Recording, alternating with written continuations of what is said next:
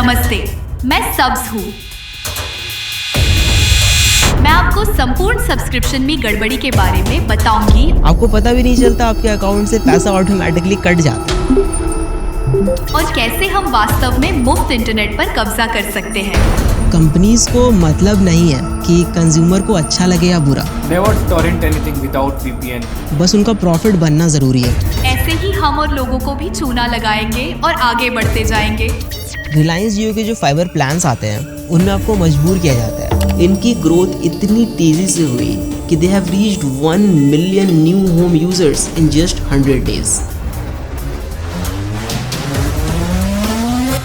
लोगों को मजबूर कर सकते हैं कि वे आपको लगातार पैसे देते रहे।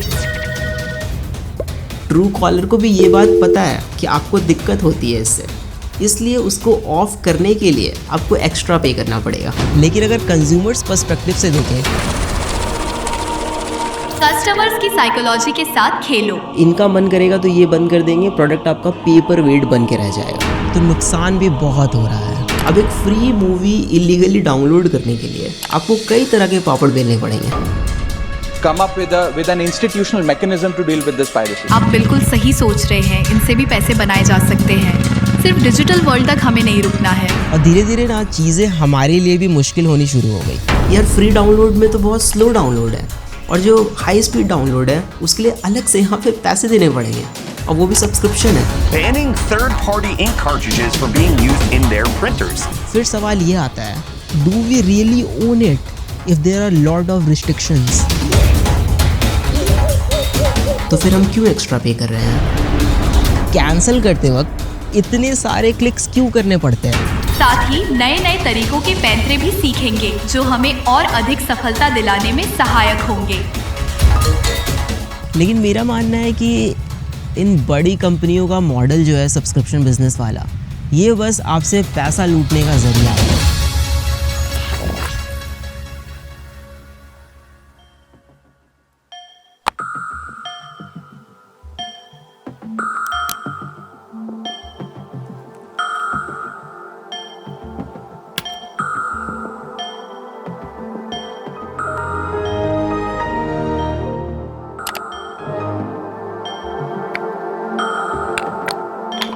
इंटरनेट की दुनिया में फ्री वाले शुरुआती दिन बहुत अच्छे थे।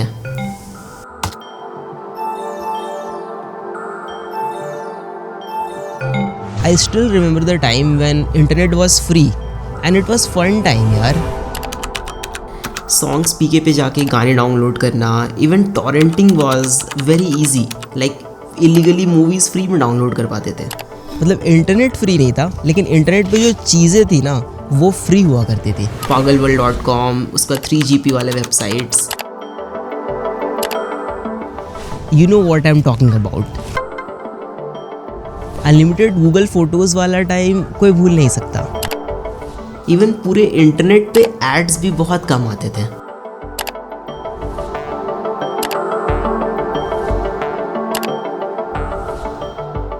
सब बहुत अच्छा चल रहा था हमारे लिए, मतलब कंज्यूमर्स के लिए। लेकिन फिर बिजनेस का क्या?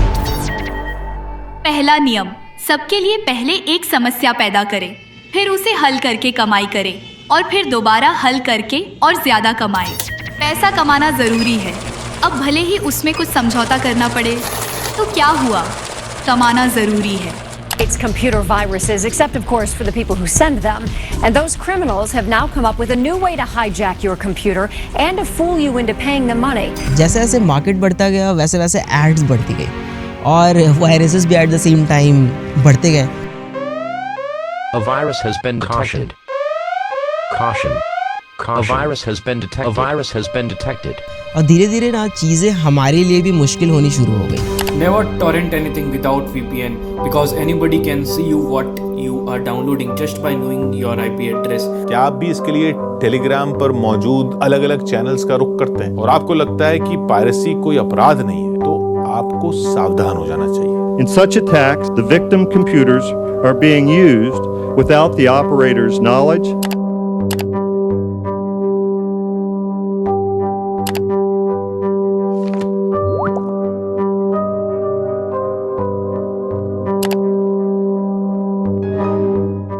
पायरेसी से म्यूजिक इंडस्ट्री को बहुत नुकसान हो रहा था। तो कुछ इंडियन इंडस्ट्री म्यूजिक बॉडीज ने एक पिटीशन फाइल करी songs.pk के अगेंस्ट हाई कोर्ट में। Piracy and unauthorized reproduction of copyrighted content has led to an annual loss of 20,000 crores. The Indian film industry, right from Bombay to Chennai to Hyderabad, is worth some 15,000 crore rupees. It incurred a loss of 10 to 20% annually just because of this piracy. And in 2012, Kolkata High Court passed an injunction order to ban songs.pk.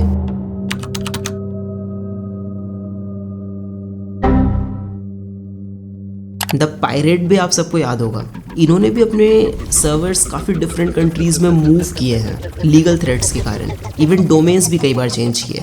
Because of this unauthorized reproduction, years and years worth of hard work and effort of artists goes down the drain. So I would really urge through you the minister to come up with an institutional mechanism to deal with this piracy. अब ये अच्छा हुआ या बुरा ये कहना मुश्किल है, मतलब बॉलीवुड के लिए मैं नहीं कह सकता, लेकिन आर्टिस्ट्स और म्यूजिशियंस के लिए ये अच्छा हुआ, क्योंकि ऐसा फील होता था जैसे कि हम उनके गाने चुरा रहे हैं। अब एक फ्री मूवी इलीगली डाउनलोड करने के लिए आपको कई तरह के पापड़ बेलने पड़ेंगे। अजीब तरह तरह के पॉपअप्स खुलेंगे, अजीब एड्स आएंगे, कई लिंक्स पे क्लिक करने के बाद वेट करने के बाद आप कुछ टाइम में फ्रस्ट्रेट हो जाएंगे। फिर आप जब फाइनल डाउनलोड पेज पे पहुंचते हैं तो आपको पता चलता है यार फ्री डाउनलोड में तो बहुत स्लो डाउनलोड है, और जो हाई स्पीड डाउनलोड है उसके लिए अलग से यहाँ पे पैसे देने पड़ेंगे, और वो भी सब्सक्रिप्शन है।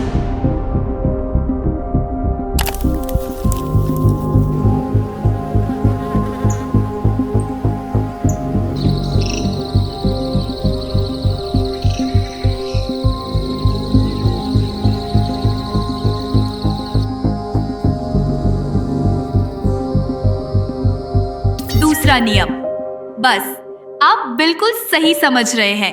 यहाँ पर आपको कोई अवसर दिख रहा है, यहाँ पर यूजर फ्रस्ट्रेट हो गया है। अब हम एक और समस्या हल करेंगे, जो समस्या हमने खुद बनाई है, और इसका समाधान होगा सब्सक्रिप्शन मॉडल। सोचिए आपको कहीं जाने की ज़रूरत नहीं है, आपके फ़ोन पे प्ले स्टोर है, ऐप स्टोर है, वहाँ से एक एप्लीकेशन आपको डाउनलोड करनी है, और उसी एप्लीकेशन में एक ही जगह पे आपको सारे आपके मनपसंद गाने हाई क्वालिटी में अवेलेबल मिल जाएंगे। आप एक क्लिक में डाउनलोड कर सकते हैं, सेव कर सकते हैं और स्ट्रीम कर सकते हैं। यहाँ तक कि आपको सर्च करने की भी मेहनत नहीं करनी है। एल्गोरिदम आपको खुद से गाने सजेस्ट करेगा और बताएगा कि आपको ये पसंद आ रहा है तो ये भी पसंद आने वाला है, बस आपको इसके पैसे देने पड़ेंगे। तीसरा नियम, जितना ज्यादा से ज्यादा हो सके फायदा उठाओ और आगे बढ़ो।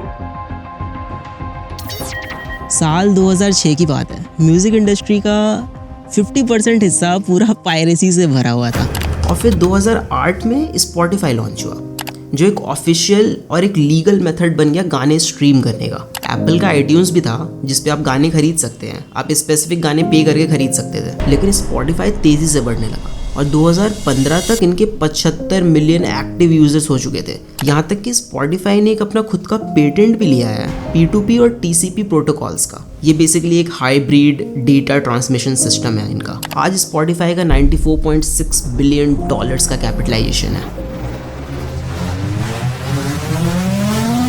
नेटफ्लिक्स जो एक वीडियो स्ट्रीमिंग प्लेटफॉर्म है, Amazon Prime, Sony LIV, Hotstar, ये सारे प्लेटफॉर्म्स आज की डेट पे बहुत रेलेवेंट हैं। रिलायंस जियो ने अपॉर्चुनिटी देखी एंड अब इनके जो जियो के फाइबर प्लान्स आते हैं उनमें OTT सब्सक्रिप्शन आपको इंक्लूडेड मिलता है, तो इससे जियो की बिक्री ज़्यादा होगी एंड कंज्यूमर्स का फ़ायदा हो रहा है, जो एक अच्छी बात है। बट दिमाग में एक सवाल आता है कि कब तक होगा फ़ायदा। मार्केट में बने रहने के लिए ये सब नए और बेहतरीन पैंतरे आजमाने पड़ते हैं, और हम कुछ नए पैंतरे भी सीखने वाले हैं। अब देखते हैं कि हम सब्सक्रिप्शन मॉडल का इस्तेमाल करके कैसे अपना बिजनेस बढ़ाएंगे।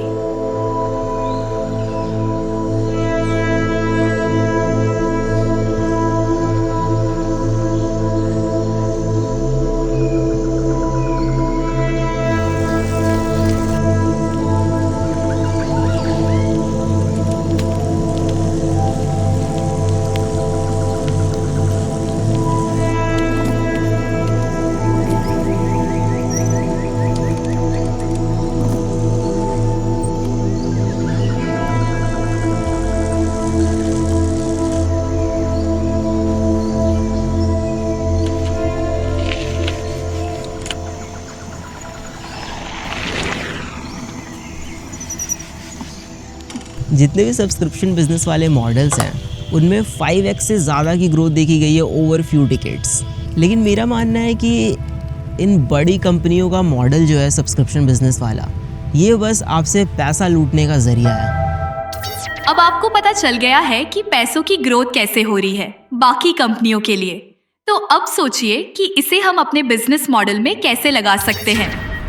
अगर आज से 10-15 साल पीछे चले तो कोई भी सॉफ्टवेयर प्रोग्राम, गेम, एंटीवायरस को हम वन टाइम पेमेंट करके खरीद सकते थे। प्रोग्राम्स और सॉफ्टवेयर्स फिजिकल थे, CD रोम्स के फॉर्म में, डब्बे में या बॉक्सेस में मिलते थे। लेकिन चीज़ें धीरे धीरे चेंज होने लग गई।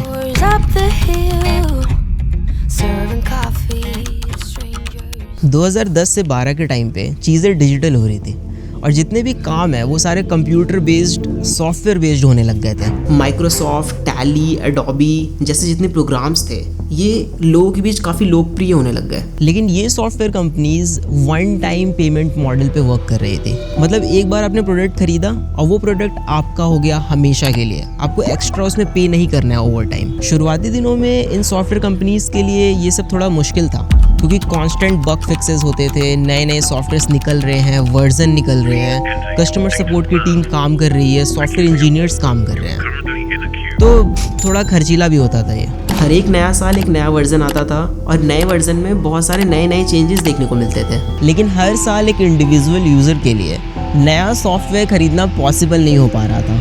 सो कंपनीज ने डिसाइड किया हम भी सब्सक्रिप्शन मॉडल इंट्रोड्यूस करेंगे।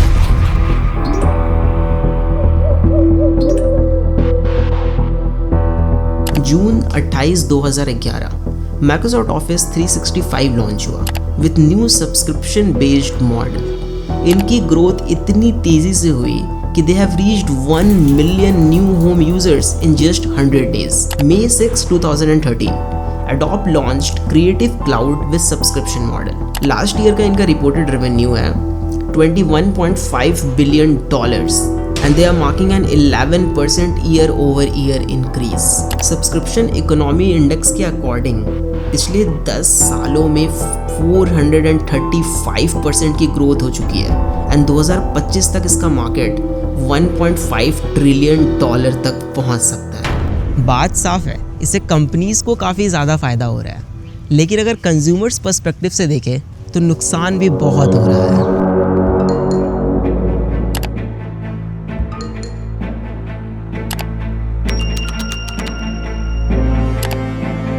आजकल जो सॉफ्टवेयर्स आ रहे हैं उनमें कोई ऐसा नया चेंज हर साल हमें देखने को नहीं मिलता।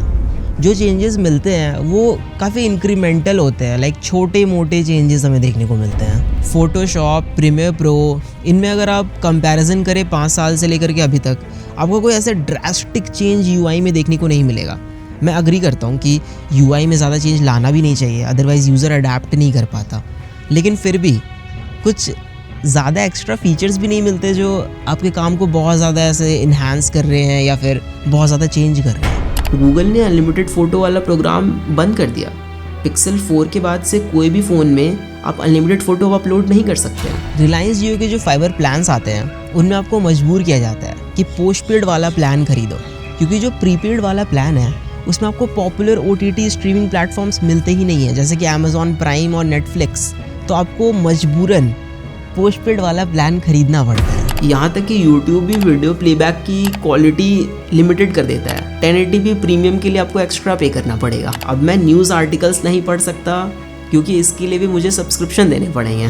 ट्रू कॉलर सब यूज़ करते हैं, it's a great app, but जब कॉल कटता है तो एक अनोइंग सा पॉपअप निकल के आता है जो काट के आप हटाते हैं, काफ़ी फ्रस्ट्रेटिंग लगता है। ट्रू कॉलर को भी ये बात पता है कि आपको दिक्कत होती है इससे, इसलिए उसको ऑफ करने के लिए आपको एक्स्ट्रा पे करना पड़ेगा। जो कंपनीज डायरेक्ट सेलिंग करती हैं उनका रेवेन्यू कम है एज़ कम्पेयर टू कंपनीज जो सब्सक्रिप्शन बेस्ड मॉडल पे वर्क करती हैं। जिस कंपनी की जितनी ज़्यादा मॉनेटरी वैल्यू होगी उतना ज़्यादा इन्वेस्टर उसमें इन्वेस्ट करेगा। लेकिन फिर बात आती है कि कस्टमर वैल्यू का क्या होगा। जो प्राइजेस आज हैं सॉफ्टवेयर्स के हम पे कर रहे हैं वो आने वाले टाइम में डेफिनेटली बढ़ने वाले हैं, लेकिन क्या हमें एक्स्ट्रा फीचर्स और एडवांसमेंट मिलेंगे आने वाले टाइम में? मतलब सोचने वाली बात है। तो फिर हम क्यों एक्स्ट्रा पे कर रहे हैं? नियम चौथा, कस्टमर्स की साइकोलॉजी के साथ खेलो। आप यहाँ तक पहुँच चुके हैं और हमने काफी कुछ सीखा है। अब आपको घबराना नहीं है, बस रणनीतियाँ बनाते जाना है। चाहे जरूरत हो या नहीं, हमें बेचना जरूरी है। हम कस्टमर्स की साइकोलॉजी का इस्तेमाल करके बेचेंगे।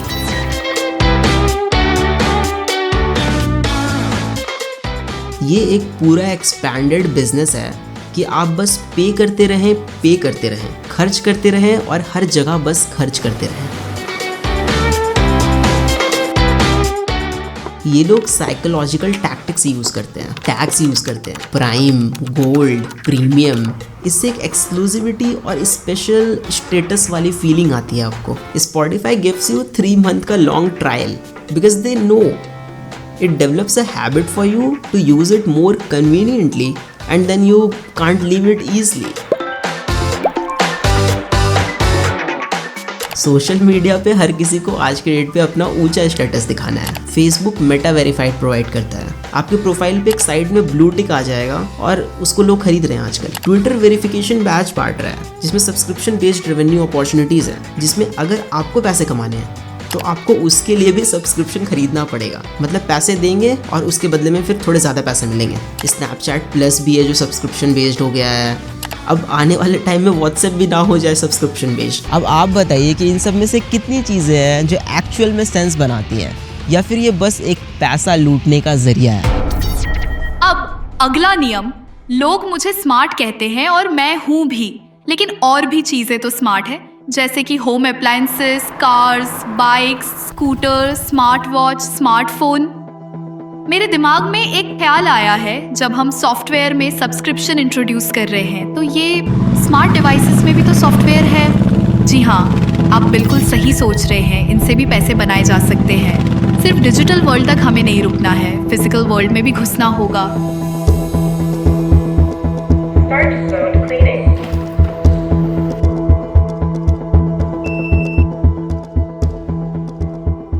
अब ज़्यादातर प्रोडक्ट्स जो है वो सॉफ्टवेयर से कंट्रोल हो रहे हैं और सॉफ्टवेयर का जो कंट्रोल है वो किन के हाथ में है? कंपनीज़ के हाथ में। आपने 10 से 15 हज़ार का फिटनेस ट्रैकर ख़रीदा। अब उस फिटनेस ट्रैकर में आपने स्लीप मॉनिटरिंग रिकॉर्ड करी है। अब उस स्लीप मॉनिटरिंग के डेटा को देखने के लिए आपको अलग से सब्सक्रिप्शन पे करना है, तभी आप उसको देख पाओगे, अदरवाइज नहीं देख सकते। And it's super helpful for determining if I need to take a rest day or I can choose to work out. But that is a Fitbit Premium feature and you guessed it, it's another subscription that costs $10 a month. Either a YouTube Music Premium or a Fitbit Premium subscription to use the Charge 6. आप fitness tracking के लिए वो band खरीदते हैं। अब जैसे आपका subscription over होता है, आप बेसिक फीचर्स जैसे कि heart rate tracking and sleep monitoring use नहीं कर सकते हैं। सैमसंग के फ्लैगशिप फ़ोन्स में जो AI वाले फीचर्स हैं वो आने वाले टाइम में हो सकता है हमें उसके लिए पे करना पड़े। मैंने तो ऑलरेडी सैमसंग का फ़ोन पे करके ही ख़रीदा है। कार्ड्स में भी स्मार्ट टेक यूज़ होती है तो यहाँ पे भी सब्सक्रिप्शन इंट्रोड्यूस कर देते हैं। BMW के कार्ड्स में हीटेड सीट वाला फीचर लॉन्च हुआ था। अब उसको यूज़ करने के लिए आपको सब्सक्रिप्शन पे करना पड़ता था। लोगों को ये पसंद नहीं आया और BMW को इसको बंद भी करना पड़ा। लेकिन now BMW is focusing on more software features जो सब्सक्रिप्शन बेस्ड होंगे, लाइक ड्राइविंग असिस्टेंस, फिर अडैप्टिव सस्पेंशन। ये जो फीचर्स हैं गाड़ी में, ये एक हार्डवेयर फीचर है जो आपकी गाड़ी में ऑलरेडी प्रेजेंट है, बट इन कंपनीज़ ने इसको लॉक करके रखा हुआ है बिहाइंड पे वॉल। ऑडी ने भी कुछ स्पेसिफिक मॉडल्स उनके जैसे कि ई-ट्रॉन और ई-ट्रॉन स्पोर्टबैक के कार्ड्स में फीचर्स ब्लॉक किए हुए हैं बिहाइंड पे वॉल। टोयोटा भी पीछे नहीं है। नेविगेशन, फिर इंटेलिजेंट असिस्टेंट, डेस्टिनेशन असिस्टेंट वाले फीचर्स, यहाँ तक कि रिमोट स्टार्ट को भी सब्सक्रिप्शन बेस्ड करा हुआ है। मर्सिडीज़ के भी गाड़ियों में फास्ट एक्सेलरेशन के लिए आपको एक्स्ट्रा पे करना पड़ता है। सबसे बड़ी प्रॉब्लम ये है कि ये प्रोडक्ट्स आजकल सर्वर पे ज़्यादा डिपेंडेंट है। अब अगर सर्वर गया तो प्रोडक्ट गया, इनका मन करेगा तो ये बंद कर देंगे, प्रोडक्ट आपका पेपर वेट बन के रह जाएगा। आपने काफी कुछ सीखा। अब बस ये ध्यान रहे कि हमें प्रॉफिट बनाने पर ज्यादा ध्यान देना है। उसके लिए हमें जरूरी कदम उठाने पड़ेंगे तो हम वो जरूर उठाएंगे।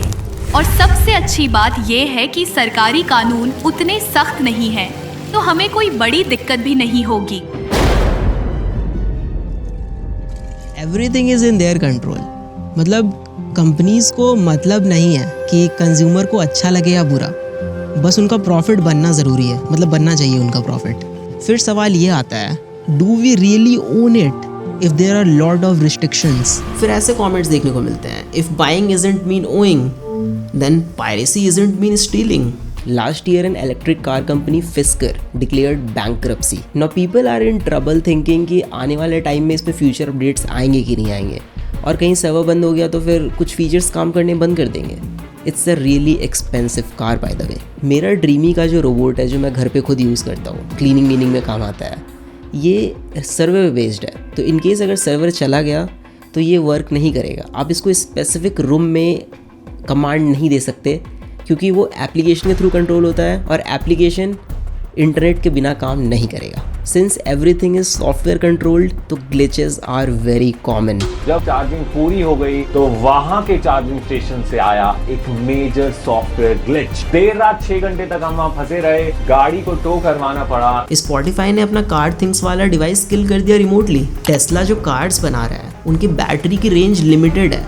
एक्स्ट्रा यूज करने के लिए आपको पे करना पड़ेगा, तब आप उसकी फुल कैपेसिटी को यूज कर पाएंगे. This company is taking advantage of you. Every few years, HP fights an uphill battle, banning third-party ink cartridges from being used in their printers. They basically ban non-HP branded ink for a little while, say sorry, pay a negligible fine before lifting the ban. Printer के cartridges आजकल software controlled है, तो आप third party cartridges use नहीं कर सकते जो सस्ते मिलते हैं और कंपनी वाले बहुत महंगे मिलते हैं. अब अगर आप एक सॉफ्टवेयर नर्ड है तो आपको फिगर आउट करने में ज़्यादा टाइम नहीं लगेगा कि ये सॉफ्टवेयर को कैसे बाईपास करना है. लेकिन आज के डेट पे हर कोई सॉफ्टवेयर नर्ड नहीं है, तो हर किसी के पास ये स्किल नहीं है.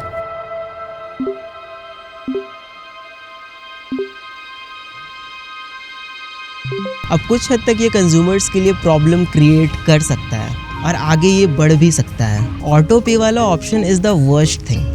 आपको पता भी नहीं चलता आपके अकाउंट से पैसा ऑटोमेटिकली कट जाता है. सब्सक्रिप्शन खरीदते वक्त एक क्लिक में खरीद लीजिए, बट कैंसिल करते वक्त इतने सारे क्लिक्स क्यों करने पड़ते हैं? अगर आप नेटफ्लिक्स का सब्सक्रिप्शन कैंसिल करेंगे तो वो बोलेंगे कि ये सीरीज़ आपने कंप्लीट नहीं करी है, नेक्स्ट वीक ये नया शो आने वाला है.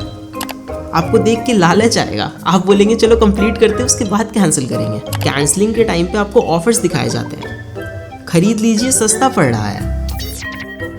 अब थोड़े मोड़े उतार चढ़ाव जिंदगी में आते रहते हैं, तो कभी कभी हमें भी अपने फैसलों पर फिर से सोचना पड़ेगा. So recently federal trade commission ने क्लिक टू कैंसिल रूल लाया है. अब इसका सिंपल सा मतलब है, जैसे हम क्लिक टू सब्सक्राइब प्रोवाइड करते हैं वैसे हमें क्लिक टू कैंसिल भी प्रोवाइड करना पड़ेगा. बट स्टिल बहुत सी चीज़ें हैं जिस पे हमें बात करनी होगी. अब मैंने पैसे दे दिए हैं तो प्रोडक्ट पूरा का पूरा मेरा हुआ, मतलब पूरी तरह से मेरा हो गया. कंग्रेचुलेशंस, अब तक आप बहुत कुछ सीख चुके हैं और अगर आप ऐसे ही चीजों को फॉलो करते रहेंगे तो आपको और आपके बिजनेस को बहुत फायदा होगा. बस आपको आगे बढ़ते रहना है. आज ये हमें रोकेंगे लेकिन हम फिर से एक नई समस्या बनाएंगे और उसे हल करके कामयाब होंगे. ऐसे ही हम और लोगों को भी चूना लगाएंगे और आगे बढ़ते जाएंगे.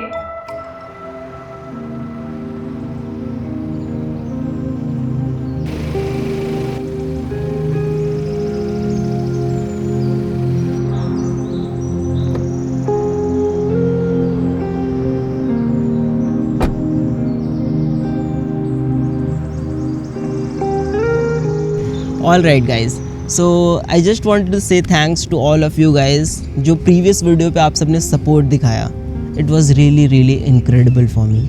मतलब मैंने इतना ज़्यादा एक्सपेक्ट नहीं किया था, मतलब इतना कुछ हो जाएगा, बट आप सब खड़े रहे मेरे साथ एंड इट वाज अमेजिंग. तो नेक्स्ट वीडियोस हम बनाएंगे और भी अच्छे. और आप बताइए इस वीडियो को देख करके आपको कैसा लगा, क्या क्या इंप्रूवमेंट्स हैं, क्या क्या सजेशंस हैं, फीडबैक्स हैं, आप सब कुछ दे सकते हैं. So thank you so much and peace out.